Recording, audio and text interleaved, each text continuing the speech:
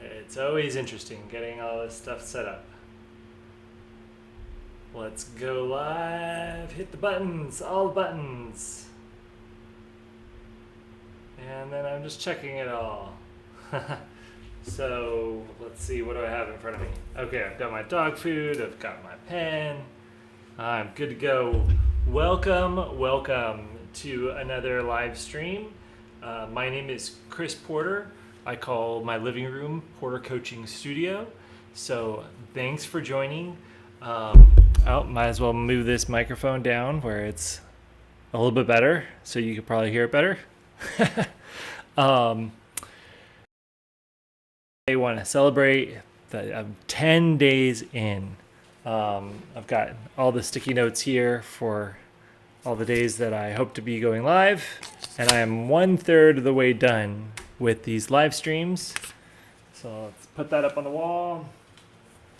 Cool. And then something else that I'm doing to just celebrate, like getting further and having forward progress in this challenge, is marking on here, just getting it done. All right, I will finish that later. But I have ADHD. I coach people with ADHD, and making things visible and visual, and especially things that maybe are digital or aren't seen easily. How can I make it visible and seen easily is a huge thing for me that helps me and helps my clients. So why am I doing this 30-day challenge? It's because my buddy Mike encouraged me to put myself out there and to share the group coaching program that I've been putting together. And it's been 2 years of taking notes, of figuring things out, and working with individual clients. And then you might have heard my daughter, she's started to cry a little bit in the background, but having a 3-month-old has just shifted my perspective, that I want to build a business that I can still stay at home with her and be around her and raise her, and also still get to do coaching. And so this asynchronous group coaching program is how I want to do that. And so I'm doing live for 30 days, or I have to eat this dog food. The chicken and rice formula for dogs is definitely not for humans. I won't get sick from it, hopefully, but it is not going to taste good. So here I am, and celebrating the wins of getting them in. So I know in the previous videos, I've shared the first habit of develop a craftsman mindset, master time, chart your course. Then there was yesterday's was organize the chaos. And today is the 6th habit. So 6 of the 7 focus habits for an intentional life. And the 6th habit, I call it find your voice. But before I go into the details of it, I want to tell you a story. I was working away at my computer, and it was approaching 3 o'clock, and I looked down at my phone, and I saw a calendar notification that had come in that I was meeting with my buddy Nick at 3 o'clock, and it was like 2:59, and we were supposed to be meeting a half an hour away.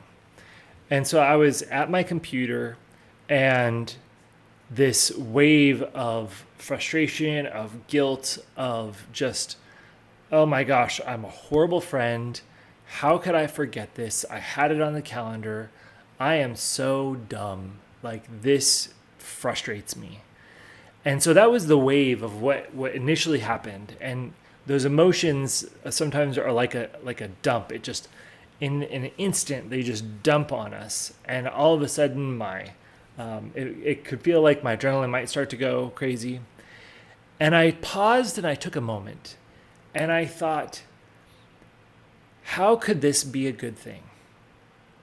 And so I just sat there and I was like, well, if he decides to meet up with me anyway and wait a half an hour, that has reinforced how good of a relationship we have, that he cares about me, that he cares about getting together and hanging out. Okay, well, that kind of just reinforces, wow, we're good friends. And I was able to get some work done and then still be able to go meet up with him. And so I texted him and I said, hey, I am so sorry. I am running late. Would you rather postpone, or would you want to hang out and wait up for half an hour and I can still be there? Because I was really looking forward to hanging out with you. What do you think? And he responded right away, like, totally understand. I'll be here. And whew, like all of that went away. And on my drive over to the Mercado Annex in Tucson, I was just left with a sense of gratitude that one, I was willing to ask him and to put myself to be vulnerable with that. And also that I had learned about finding my voice, that I can stop and use something called like switching questions to change the way that my brain is working and the way that I am engaging in a situation. And sorry, my nose and my mouth is like super itchy all of a sudden. Don't know why. And so yeah, driving over there, I was just this amazing feeling of, wow, like I have a really good friend that cares about me, that wants to meet up with me too. And that I think in the past, I would have beat myself up for it. I would have taken 10 or 15 minutes to like apologize over and over again, which is then turning that whole thing about me and making our engagement all about me instead of just like apologizing once and just moving on. And so that scenario really opened my eyes to the power of this finding your voice, or what I call finding your voice. And some of this this habit comes from I just blanked. And again, I have a newborn baby. I was not able to go to sleep till 4 a.m. this morning, and I slept from 4 to 6:30. So I'm definitely tired. So if you see that, then that's just how I am. Hello, welcome to newborn life. But it is such a blessing to have her. I am super thankful, and I have a hair. Yeah, and I would not have been able to go on if with all the stuff distracting my face. Okay. There we go. Some of this has come from internal family systems, something I am not a practitioner of that, but I've learned about it. I've interviewed my friend Nath, that's also an ADHD coach, about her work and her studying IFS. And then it also comes from a book called Change Your Questions, Change Your Life. That is so powerful. And they have this idea of question thinking, that we don't have to believe every thought that comes into our head. So we can use switching questions to change what's going on, to change our frame, to change our outlook on life. And in that very moment, to just switch how we're looking at the situations, instead of just beating ourselves up, that we can change it. And I say all of this because as someone with ADHD, I feel emotions very strongly. Being able to regulate emotions is part of our executive function. And with ADHD, we have executive dysfunction. Some of those, the processes in our brain are not working as well. And I'm just going to go off on that tangent because I find it fascinating. So Andrew Huberman has a video talking about this, and a couple other people that I've seen have talked about the default network and default mode network and the task network. And so as I'm sharing this relates to executive dysfunction, how it works with ADHD, and why finding your voice is super important, or doing this habit that I call finding your voice can help you to overcome these things. Okay, so keep that in your head. I'm also going to remember why I'm sharing this story. So it's to address that emotional dysregulation and that executive function, or not functioning of our executive function. So now I have to remember what I was talking about there. Oh, yes, it was the default mode network and the task network. So you can think of the default mode network as when you sit down on the couch and there's nothing going on, what your brain just goes to. For me, it's when I'm driving. And my wife can attest that as I'm driving, my brain just processes information. And sometimes even where I'm going is not the most important thing. It's what I'm thinking about. And I will just go right past a turn and then just have to turn around. Or she'll be in the car and she'll be like, wait, we need to turn. Did you want to turn on this road? And I'll be like, oh, yeah, let's do it. Let's turn there. And she's like, okay. It used to really annoy her. Now she just does her hand motion once, and then she just asks, do you want to turn here? And sometimes I keep going because it's not safe to try and get over and merge into those lanes. So the default mode, sorry, Instagram for rubbing the microphone. The default mode network is just what's going on when we're not actively thinking about something, when we're not actively like trying to accomplish a task. You might think of it as just when your mind is wandering. And then the task network is when you are actively working on something. So, whether it's, okay, I'm going to turn lane, I need to put the turn signal on, I'm going to merge over, check my blind spots, look around, okay, apply the brake. And, for me, it's also when I'm like writing email scripts or when I'm, hey buddy, we don't need that right now. My corgi wanted to say hello to you and to the neighbors. So in someone with a normal brain operation, these two, like when one is going, the other is silent. And then when the other is going, this one is silent. And you can think of that as, stop, come here. Sit. Good boy. Good job. Why don't you come right here? We'll come right in between my legs. Okay. There we go. So you could think of this using a metaphor of like a band where they're all playing musical instruments together. And you might have a guitar player and a bass player. So the bass player doesn't want to play the exact same note as a guitar player at the same time as them, because then those two wash each other out. The bass player is trying to play notes at a different time, at maybe syncopation, or just to fill in the blank spaces when the guitar isn't going. And so you could imagine a bass player that's like super ego heavy, that's like always like taking over the melody, and is playing right on top of the guitarist. It can just sound like a cacophony. Like you couldn't pick out the guitar versus the bass. And so in this analogy, the bass player might be the task network and the guitar player might be the default mode network. And so when those two are in conflict, or, that cacophony, that's what it's like with ADHD.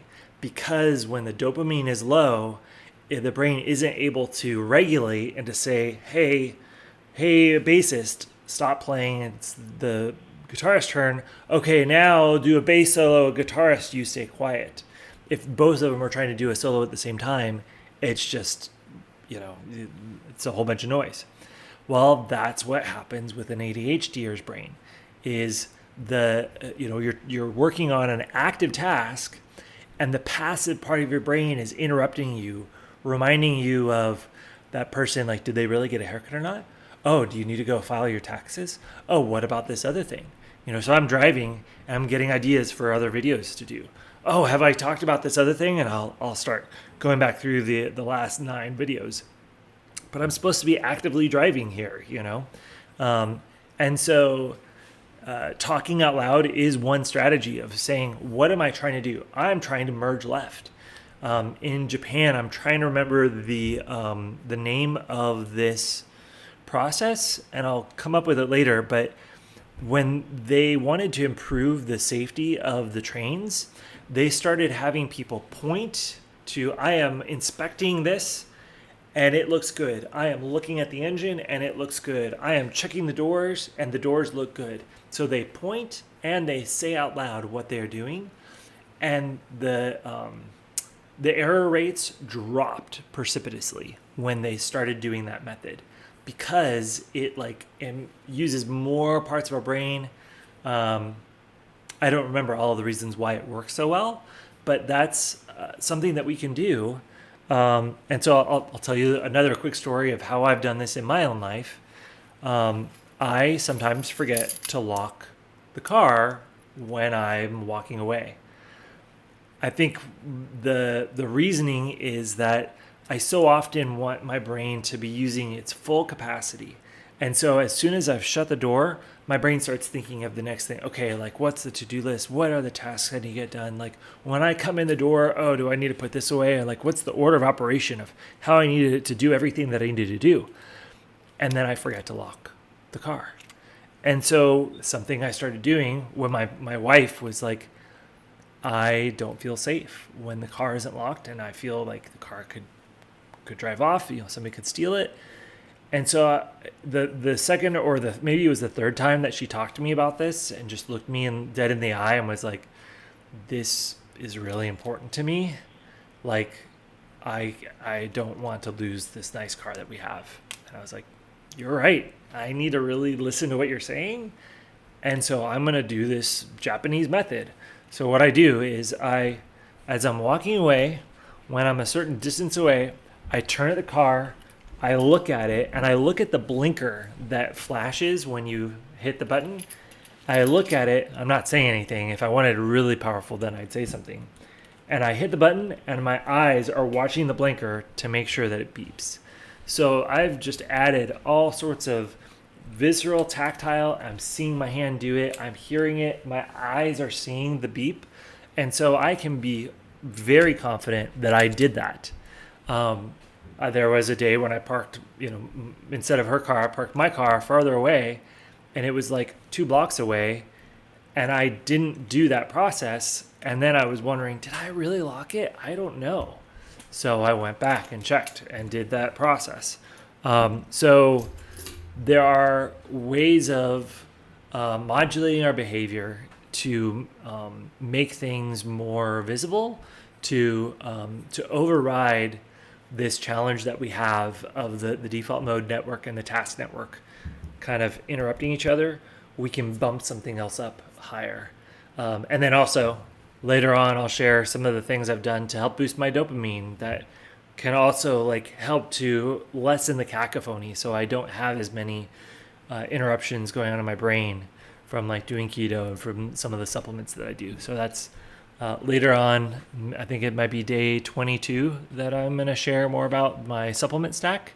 But nevertheless, let's see. So what I said at the beginning of this kind of long rant was the default mode network and task network, and that cacophony, how it relates to our emotional regulation and to discover your voice. So let me make that connection now. When we can ask ourselves a question and then have to answer it, we are going from the passive to the active. So it starts to help to override that, and it almost adds weight to that task network, and it kind of de-emphasizes the default mode network, because now we're engaging more parts of our brain, especially if we say it out loud. Like, how could this be a good thing? And then you could write it out, or you could ask yourself other questions. So there's quite a few switching questions that you can use. And I'll share one other part of this, and it's the voices part. And so you remember I was telling you about the story of me going to Nick and texting him before I went to Mercado to meet up with him, and I was a half an hour late. Well, normally my brain would be, there would be this voice saying that was dumb. You should have done this, right? You should have not had your phone on silent, or you should have triple checked your calendar notifications for things going on, or you should have put a sticky note. How dumb of you, right? So the part of IFS that I like is almost talking to that part of me, and of recognizing that part of me and my brain is a good thing, that part of my brain is trying to help me to avoid this scenario in the future, which is good. It may be doing it at the wrong time. It may be using a voice that's not kind, but that voice is me. It is my brain trying to help me avoid painful situations in the future.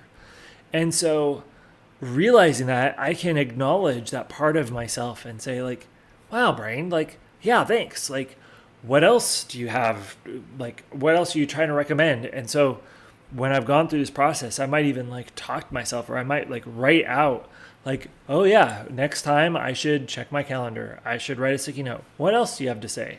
Oh, this. And if I'm in the car, like if I'm driving to go meet Nick, I'll pull up in the voice recorder app. So as I'm driving, when I'm at a stoplight, I'll hit start, and then I don't touch it again until the next stoplight.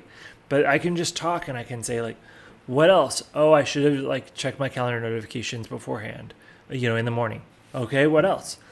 I should have checked it at 12 o'clock.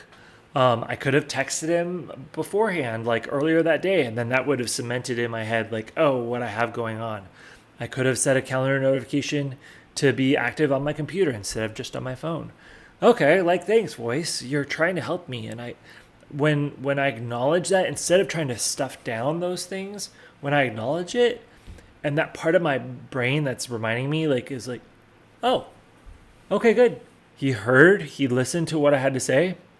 I don't need to remind him about that anymore.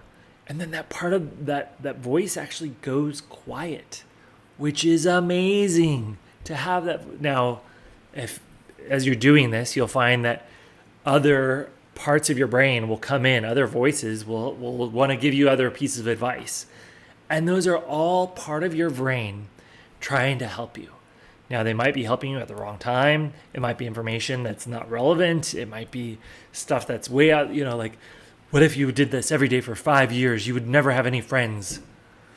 Okay, thanks, voice. Like, I don't like your tone, but, that's true. I don't think that applies here because I'm not going to do this again, partially because you reminded me. What else do you have to say? And just like acknowledging in this like positive way to just let your voice, the voice in your head, to acknowledge it instead of just trying to push it down and ignore it. I think that's been the biggest thing for me and for my relationship with myself, is to not talk down or belittle myself all the time. That I can accept who I am, that I can love how God made me, and realize that there's a reason why I'm the way that I am, and that I can function perfectly well by just not trying to hide that I forgot, not trying to hide these parts of me, but just even be vulnerable to somebody else, and let them know, hey, I messed up and I didn't see this. I'm at home, but let me re-engage and say again that I was really looking forward to meeting up with you, and I'd still love to if you're available. If not, let's do it another time, because I was really looking forward to this, even though I messed up and forgot, hyper-focused, So, and that's been really challenging for me. For most of my life, I did not want to accept that I had ADHD. I was masking. I was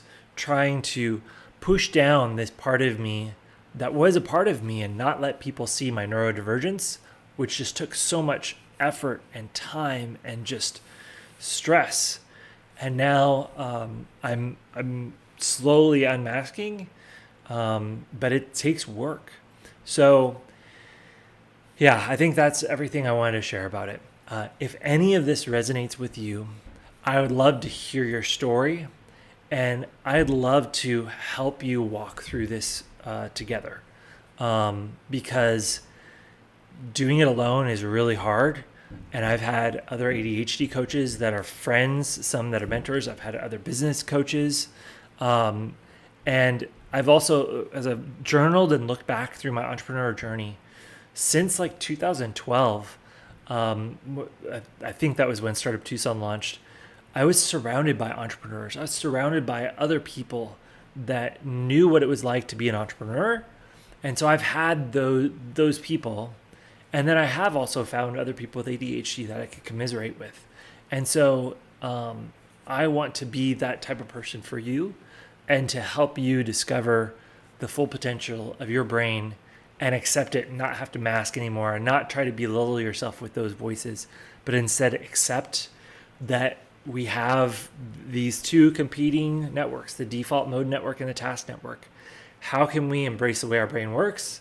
And yeah, maybe there are ways of boosting the dopamine so that way our brain can manage those and can maybe quiet the voice, and also to not just stuff it down, but to acknowledge what that voice is trying to say, so that way it can just be at rest and be at peace, and we can move on and start doing the things that we wanted to accomplish. So if any of that resonates with you, I'd love to have you join this next cohort of group coaching. I have a limited number of spots. So right now there's only 9 spots available, and I've been processing this, and I'd love to offer a discount. I'm going to offer a 50% discount to anyone that signs up on this wait list while I'm doing these live streams. So on day 30, you can still get half off. And actually, I'm not ready to share the full pricing model with you, but whatever that is, you will get half off of it. If it's after this 30 days of live streaming and you sign up, then you may be able to still get a discount. You're not going to get the half off. It'll be less of a discount. So I hope that encourages you to sign up now. Don't wait to sign up on the wait list. And if this resonates with you because you know someone that struggles with their focus and flow, I'd love for you to have them, to tag them on the video below, whether it's on YouTube, Instagram, or Facebook. And I'd love to share these 7 habits with them. So yeah, if you want to help me out, I'd love for your help with that. So thanks so much for joining. I am thankful for another day of not having to eat dog food. So join me in this journey as I continue to, here, I'm just going to try and let's see if I can do this. Yeah. There's my board. You can see that on Facebook and other places. Instagram, here's my board of days, how I'm tracking everything. So yeah, thanks for coming along and watching, and it's encouraging me to have people checking this out, commenting and sharing this. So yeah, I'm going to end it here, and I will see you tomorrow, or I'll be eating some dog food. Cheers. And in YouTube.